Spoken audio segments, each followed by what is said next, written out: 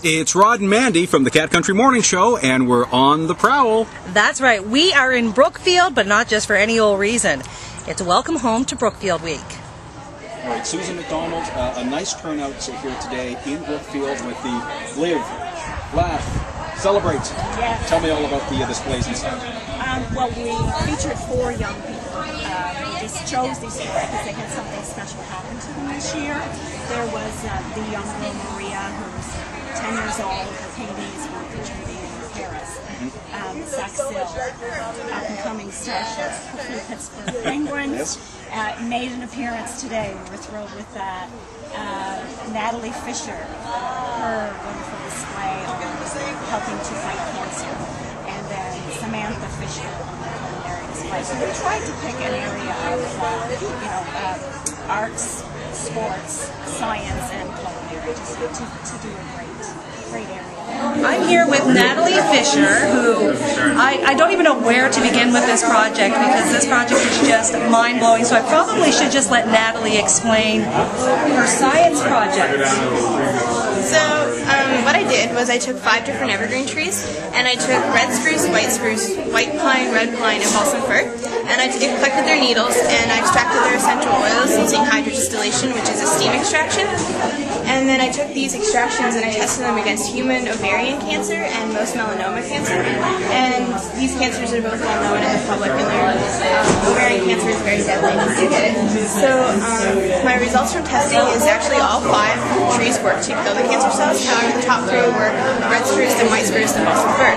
So then I took these top 3 and I tested them against the human ovarian cancer. And they actually worked again, and they killed between 70 to 75% of the cells. And I've actually read an article that states that anything above 50% actually has great potential as using as an anti-cancer drug. So that was my results, and you could continue on from here. You could potentially create a drug that could either treat cancer with less aggression that chemotherapy and radiation do, or even it could be a cure. All right, one of the local artists here today, we've got some works on display, is Marina Bainey. And Maria, we've got some great works of art here. How old are you? I'm 11. All right, now, there's one of your drawings that is in Paris. Tell me about that. What is it a picture of? It's like the church in Grand Prix, and there's like snow, and in the background there's winter trees and stuff. So how did they get chosen to go to Paris? Well, the contest was from Grand Prix, and they chose 6 winners from a few schools, and there was about 210 contestants, and I was one of the 6 winners. Amazing. And let's have a look at some of your display here. You use what? You use pastels and charcoal and what do you use? I like drawing wood Paintings? Simply phenomenal work. Maria, congratulations and good luck. Thank you. I'm here with Samantha Fisher at a very tasty-looking display. I understand that you have a very impressive culinary background. Yeah, I do. I actually grew up in the kitchen with my grandfather and my grandmother, which is a nice thing.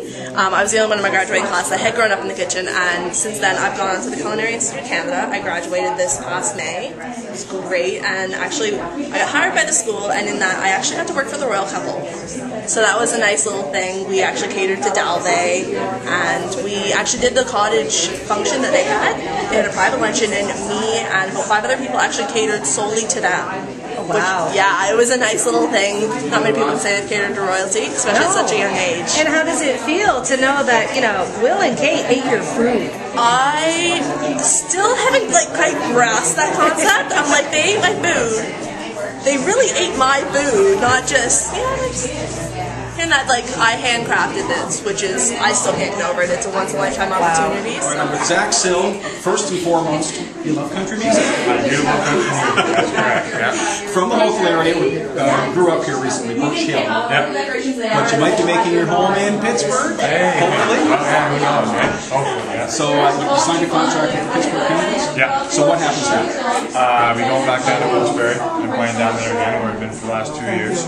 and now I get a chance to maybe play with the Penguins if there's injuries or that kind of thing. So it gives me an extra little boost to work a little harder because I get a chance to play in the NHL. Now, another little thing we should mention too, that you're a Maple Leaf fan. I am a Maple Leaf fan. And your favorite player was? Wendell Clark. Wendell Clark. Yeah. See, mine goes a little before yours. Mike Palmatier, Darryl Sittler. Yeah. But anyway, a Leaf fan. Tell me maybe a timeline of when you hope to be in the NHL for good.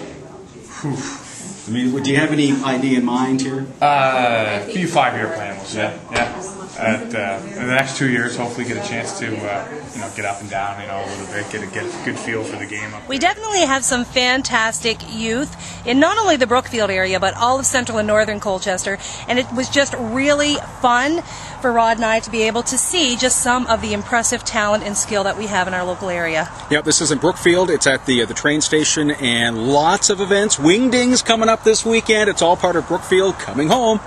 It's Rod and Mandy. We're on the Prowl.